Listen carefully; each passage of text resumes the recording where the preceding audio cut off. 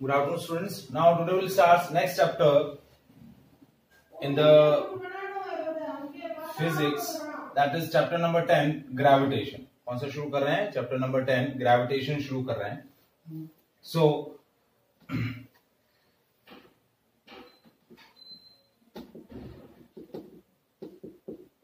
Gravitational force, हमारा जो first topic है ग्रेविटेशनल फोर्स एंड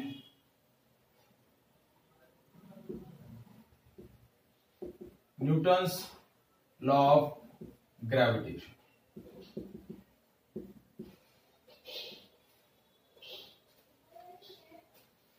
सो आप में से कोई बता सकता है व्हाट इज ग्रेविटेशनल फोर्स?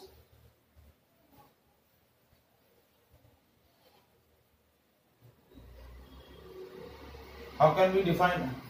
हाँ जी बताइए.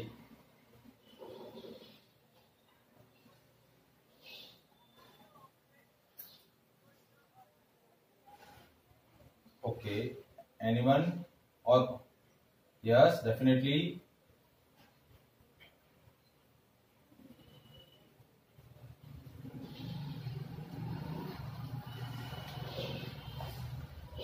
Okay, gravity of the earth and gravitational force is the same.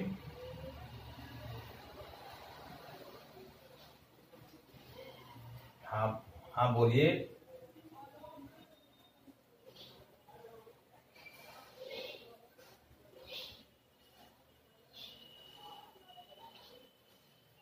बेटा है, न्यूटन्स लॉज ऑफ मोशन के अंदर चौथा जो पोर्शन है वो यही है, इसलिए तो करवा रहा हूं बेटा, तुम टेंशन में.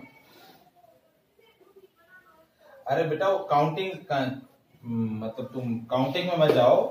तुम्हारा ये जो न्यूटन्स लॉ ऑफ मोशन है ना, उसी के अंदर चौथा सेक्शन जो है वो ग्रेविटेशनल फोर्स है.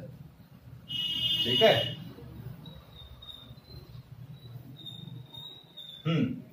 सो सर, हाँ, मेधा, दिशा, क्या होगा ग्रेविटेशनल फोर्स?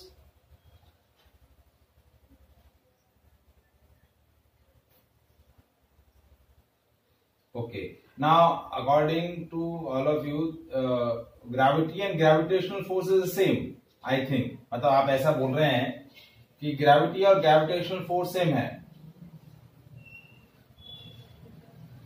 ओके, बताइए.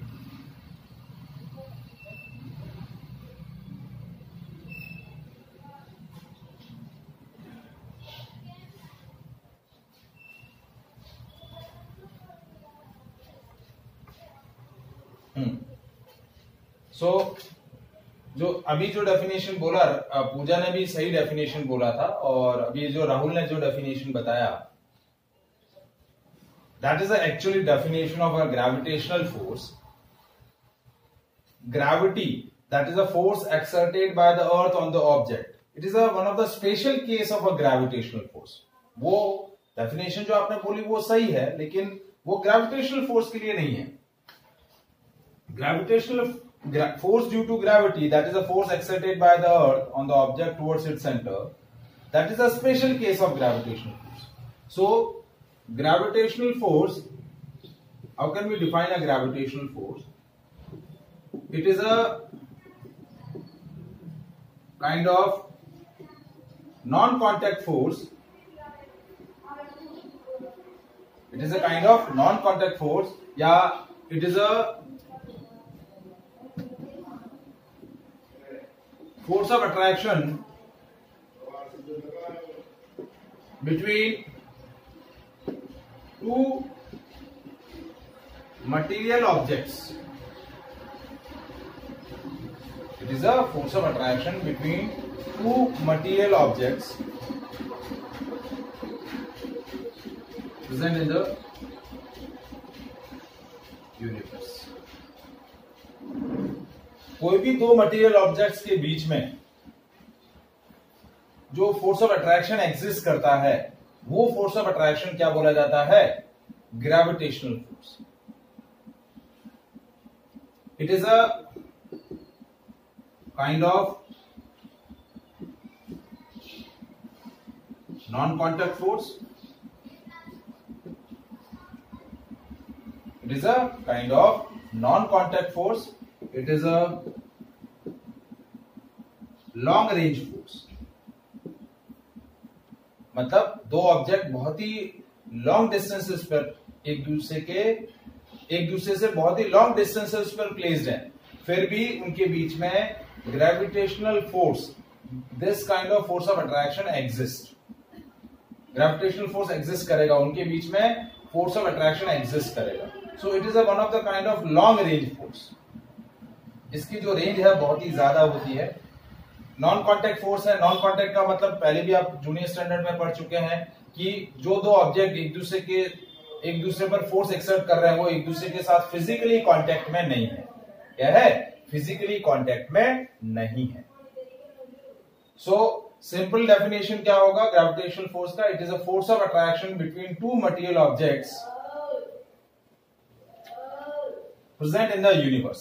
यूनिवर्स के अंदर कहीं पर भी दो मटेरियल ऑब्जेक्ट जो प्लेस हैं उनके बीच में जो फोर्स ऑफ अट्रैक्शन एग्जिस्ट करेगा वो क्या बोला जाएगा? Gravitational force. Now this force is firstly identified by the Newton. इस फोर्स को सबसे पहले रिकॉग्नाइज किसने किया? न्यूटन ने किया. और उसी के बेसिस पे उसने इस फोर्स की मैग्नीट्यूड और डायरेक्शन से रिलेटेड एक लॉ प्रपोज किया, and this law is known as Newton's law of gravitation. मतलब ग्रेविटेशनल फोर्स का मैग्नीट्यूड क्या होगा और ग्रेविटेशनल फोर्स की डायरेक्शन क्या होगी, उससे रिलेटेड इंफॉर्मेशन जो प्रपोज करी, वो प्रपोज किसने करी? न्यूटन्स ने. और न्यूटन ने इससे रिलेटेड एक लॉ प्रपोज किया, and this law is known as Newton's law of gravitation. उस लॉ को क्या बोला गया? Newton's law of gravitation.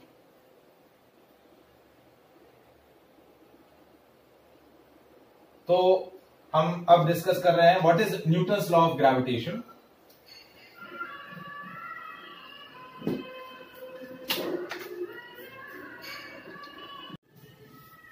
Next है Newton's law of gravitation.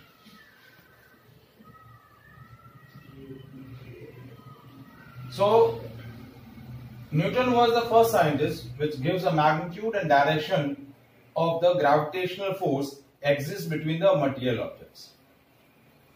We are taking two material objects of masses m1 and m2.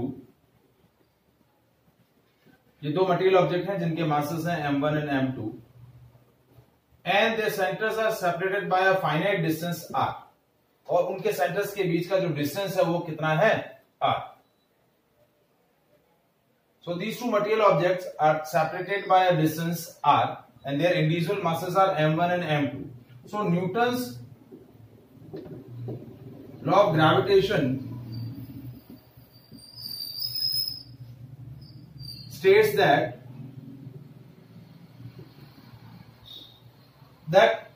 force of attraction exists between the material objects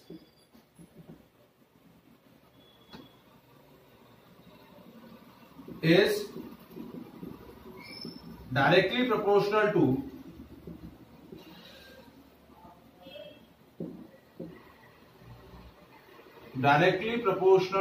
product of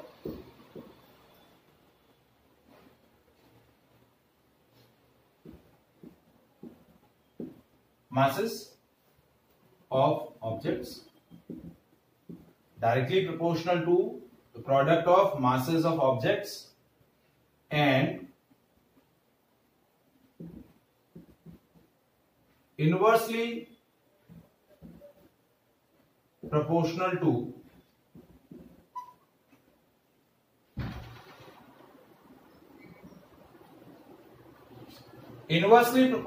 the square of distance between them.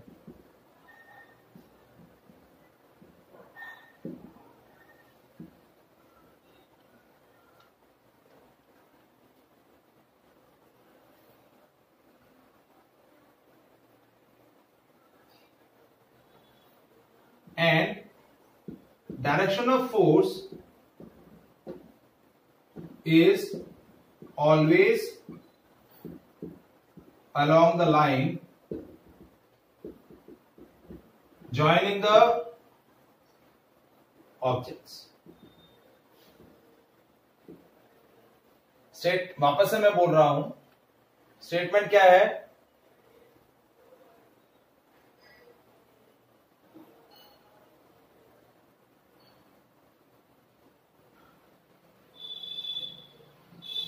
ना visible? अभी दिख रहा है? Screen दिख रहा है बेटा?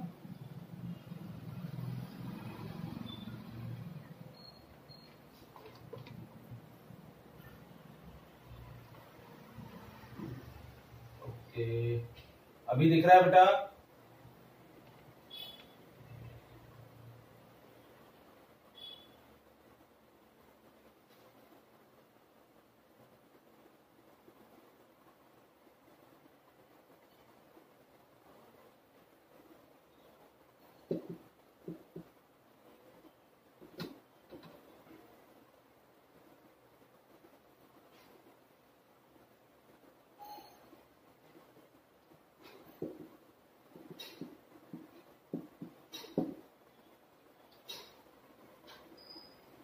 मैं वापस से स्टेटमेंट बता रहा हूं. Newton's law of gravitation states that the force of attraction exist between two material objects is directly proportional to the product of their masses and inversely proportional to the square of distance between them, and the direction of force is always along the line joining the objects. मतलब objects को जो line join कर रही है उस line के along रहेगा. मतलब ये ऑब्जेक्ट इसको अट्रैक्ट करेगा, मतलब M1 जो है वो M1 को M2 अट्रैक्ट करेगा, फोर्स ऑन 1 ड्यू टू 2, और M2 को क्या कौन अट्रैक्ट करेगा? M1 अट्रैक्ट करेगा, फोर्स ऑन 2 ड्यू टू 1. दोनों एक दूसरे को अट्रैक्ट करेंगे. तो इसी स्टेटमेंट का हम मैथमेटिकल इक्वेशन फॉर्म कर रहे हैं. कैसे फॉर्म कर रहे हैं देखिए. F12 और F21 इक्वल और अपोजिट है. They follow the Newton's third law of motion. ठीक है, तो स्टेटमेंट को हम मैथमेटिकली रिप्रेजेंट कर रहे हैं. That F is directly proportional to the product of their masses and inversely proportional to the square of distance between them. F is directly proportional to M1, M2 and inversely proportional to the square of distance between them. And the direction of force is along the line joining the particles. इस line के along रहेगा. ये इसको attract करेगा, ये इसको attract करेगा, दोनों एक दूसरे को अट्रैक्ट करेगा. Now we include these two points. So F is directly proportional to M1, M2 by R square.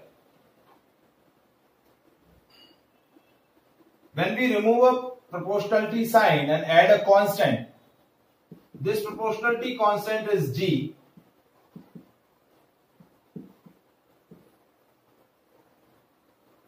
And G क्या बोला जाएगा? Universal gravitational constant. क्या बोला जाएगा? G is a universal gravitational constant and its value is 6.67 into 10 to the power minus 11 Newton into meter square upon kg square. This will be the SI unit of G. G का SI unit ये होगा. G का SI unit कैसा है? Newton into metre square upon kg square. तो ये G का value है, ये इसका यूनिट है. And this will be the expression of Newton's law of gravitation. Gravitational force का ये एक्सप्रेशन हो जाएगा F is equals to G M1 M2 by R square. क्या हो जाएगा? G M1 M2 by R square. So कोई भी दो मटेरियल ऑब्जेक्ट्स जो यूनिवर्स में प्लेस है उनके बीच में जो फोर्स ऑफ अट्रैक्शन एग्जिस्ट करेगा, that force of attraction is called gravitational force, और उसका मैग्नीट्यूड होगा F is equals to G M1 M2 by R square. उन दोनों मटेरियल ऑब्जेक्ट के मासेस M1 M2 है और उनके बीच का सेपरेशन R है. G आपका यूनिवर्सल ग्रेविटेशनल कांस्टेंट बोला जाता है, जिसकी वैल्यू पूरे यूनिवर्स में सेम रहती है. ये वैल्यू चेंज नहीं होती है, ये वैल्यू सेम रहेगी.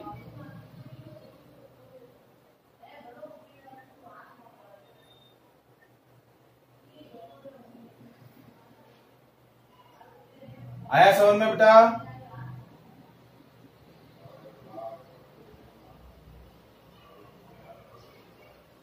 ये जो मैंने डिस्कशन किया समझ में आया?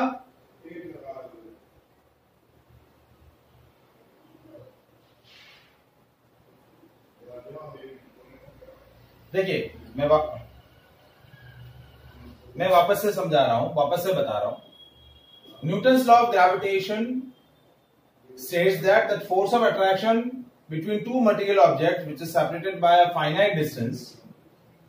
So Newton's law of gravitation states that the force of attraction between two material objects is directly proportional to the product of their masses. उन दोनों के masses के product के directly proportional होगा और उनकी बीच की distance के square के inversely proportional रहेगा.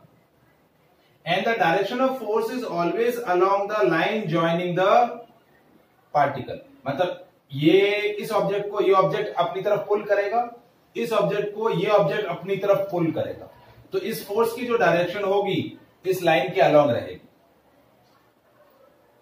दोनों एक दूसरे को अपनी तरफ पुल करेंगे. So F is directly proportional to m1 m2 by r². जब हम प्रोपोर्शनलिटी साइन रिमूव करेंगे we add a constant. That constant is G. G is universal gravitational constant. So F is equals to G m1 m2 by r².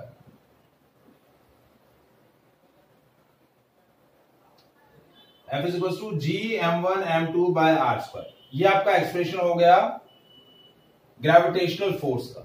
इसका expression हो गया gravitational force का. G क्या है? Universal gravitational constant. इसकी value होगी 6.67 into 10⁻11 newton into metre square upon kilogram square. ये G का वैल्यू है और ये वैल्यू पूरे यूनिवर्स में फिक्स होगा. इसकी वैल्यू चेंज नहीं होती. अब ये दोनों फोर्स जो मैंने F12 और F21 लिखा, ये इसको पुल 1-2 को पुल कर रहा है, 2-1 को पुल कर रहा है. तो ये चीज क्या बता रही है? Each action has a equal and opposite reaction. So Newton's law of gravitation also follow the Newton's third law of motion. It also follows Newton's third law of motion. Is that clear? समझ में आया?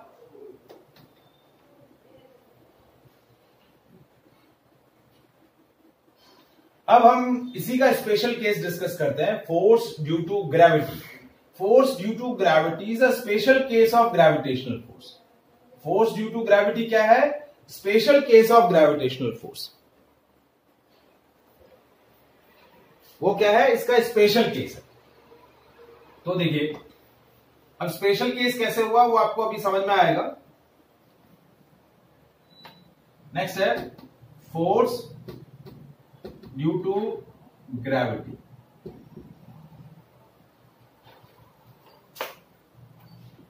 It is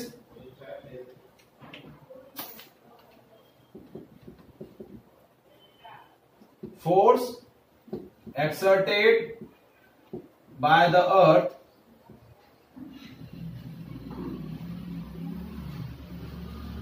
it is force of attraction exerted by the earth on the object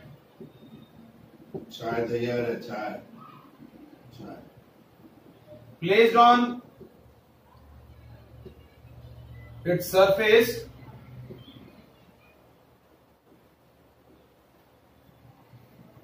it is a force of attraction exerted by the earth on the object placed on its surface or near to it towards its center.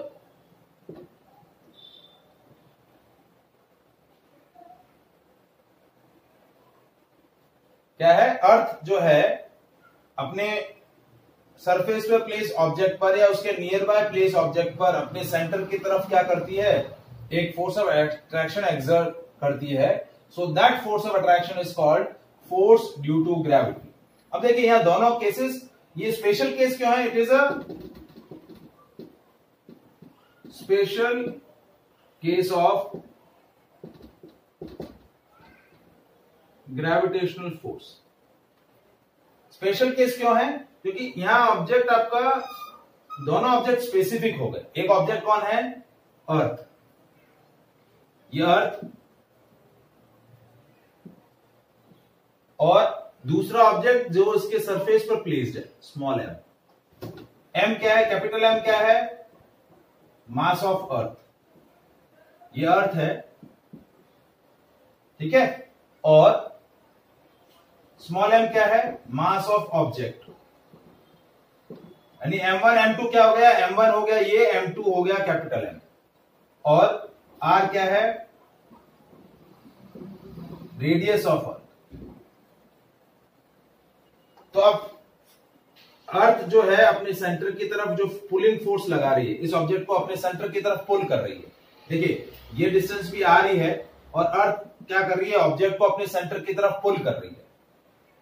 तो देखिए F force due to gravity मैं लिख रहा हूं, that is G। m1 की जगह रखा small m, capital M sorry, और m2 की जगह रखा small m by r square, capital R square. So ये आपका क्या हो गया? Force due to gravity. ये एक्सप्रेशन क्या हो गया? Force due to gravity. And this is one of the special case of gravitational force.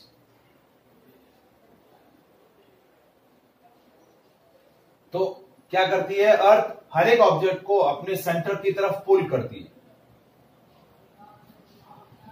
तो अर्थ का ये जो पुलिंग फोर्स बोला जाता है, वो पुलिंग फोर्स क्या बोला जाता है? Force due to gravity. Is it clear?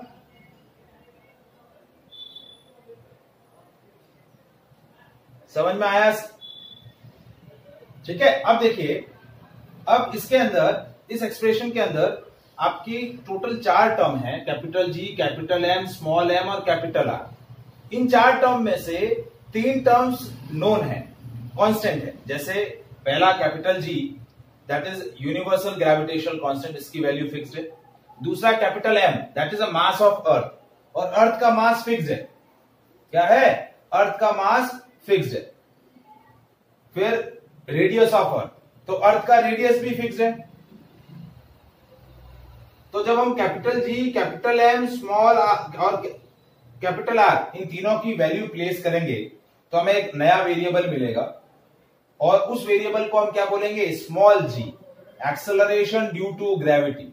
देखिए अर्थ जो है वो क्या कर रही है? ऑब्जेक्ट पर अपने सेंटर की तरफ एक अनबैलेंस फोर्स लगा रही है, और उस अनबैलेंस फोर्स की वजह से इस स्मॉल ऑब्जेक्ट के अंदर एक्सेलरेशन प्रोड्यूस होता है। क्योंकि जब भी किसी सिस्टम पर अनबैलेंस फोर्स लगेगा तो वो सिस्टम पर एक्सेलरेशन क्रिएट होगा। तो इस ऑब्जेक्ट पर अर्थ अपने सेंटर की तरफ एक पुलिंग फोर्स लगा रही है, अनबैलेंस फोर्स लगा रही है। तो इस अनबैलेंस फोर्स की वजह से इस ऑब्जेक्ट में एक्सेलरेशन क्रिएट होगा, और उसी एक्सेलरेशन को हम क्या बोलेंगे? Acceleration due to gravity. जैसे देखिए ये आपका कैप है, कैप को जैसे ही थ्रॉल करेंगे तो जिस एक्सेलरेशन के साथ वो नीचे फॉल कर रहा है, उसी एक्सेलरेशन को हम क्या बोलते हैं? Acceleration due to gravity. क्या बोलते हैं? Acceleration due to gravity. और इसी फोर्स ड्यू टू ग्रेविटी की वजह से क्या होता है? ग्रेविटेशन फोर्स का एप्लीकेशन क्या है कि इसी अट्रैक्शन फोर्स की वजह से अर्थ जो है वो सन के अराउंड रिवॉल्व करती है, या मून जो है वो अर्थ के अराउंड रिवॉल्व करता है। तो वो रिवॉल्यूशन भी किसकी वजह से होता है? ग्रेविटेशनल फोर्स की वजह से। The earth is revolve around the sun, तो रिवॉल्यूशन किसकी वजह से होता है? Force of attraction exist between sun and earth, वो भी ग्रेविटेशनल फोर्स की वजह से होता है।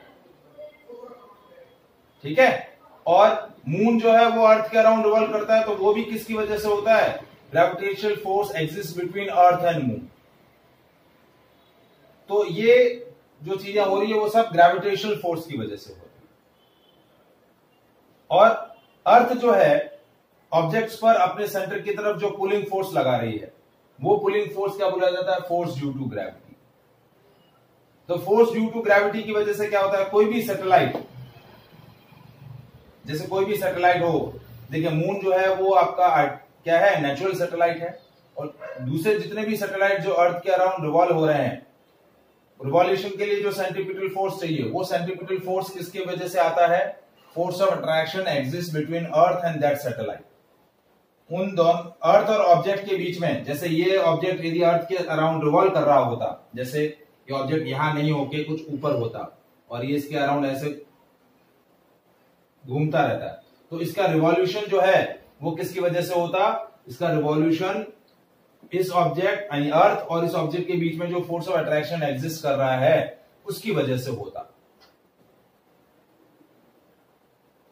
तो अब मैं जो मैंने बताया कि ये इस 4 टर्म में से 3 टर्म्स से कांस्टेंट है, तो मास ऑफ अर्थ क्या होता है, मास ऑफ अर्थ होता है 6 × 10⁻24 kg। रेडियस ऑफ अर्थ होती है, वो भी फिक्स होती है 6.4 × 10⁻6 मीटर। अर्थ की रेडियस होती है 64 किलोमीटर, 6400 किलोमीटर सॉरी। और जी का वैल्यू आपको पता ही है 6.67 × 10⁻11 newton × metre square upon kilogram square. तो यदि ये सारी वैल्यू प्लेस करें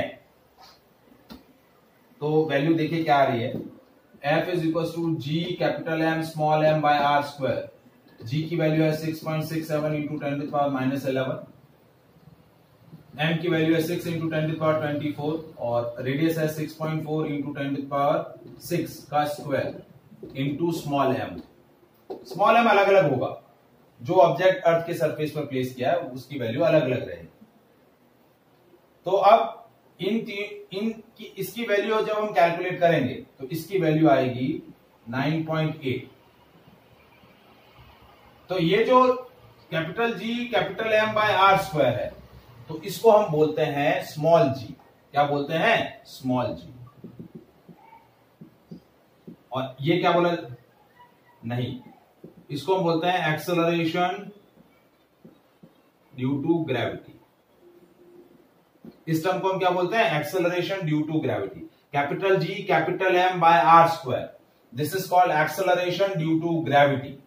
और इसकी वैल्यू क्या होती है, 9.8 मीटर पर सेकेंड स्क्वायर। इसको एक और नाम से बुलाते हैं ग्रेविटेशनल एक्सेलरेशन। क्या बोल सकते हैं इसको, gravitational acceleration. Acceleration produce in the body due to gravitational force, या acceleration produce in the body due to force due to gravity। acceleration produced in the object due to gravity, तो वो क्या बोला जाता है, ग्रेविटेशनल एक्सेलरेशन। और इसकी value 9.8 metre पर सेकेंड स्क्वायर। तो अब ये एक्सप्रेशन क्या बन गया, फोर्स ड्यू टू ग्रेविटी का एक्सप्रेशन क्या बन गया, small m into small g।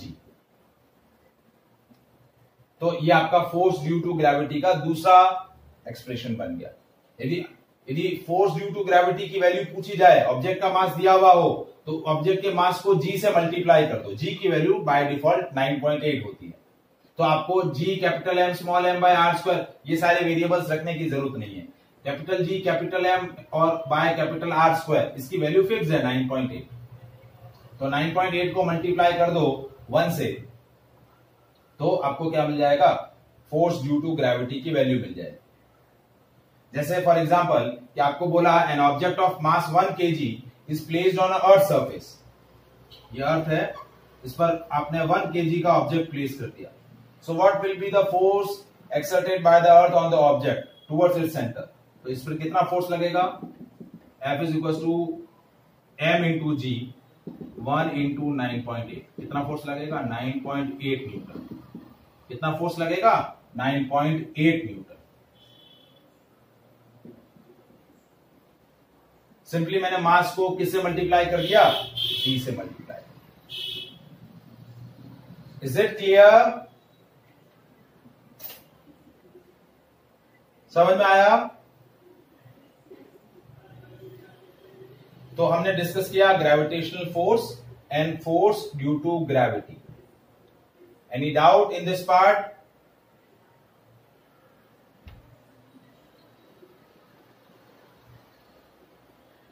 anyone?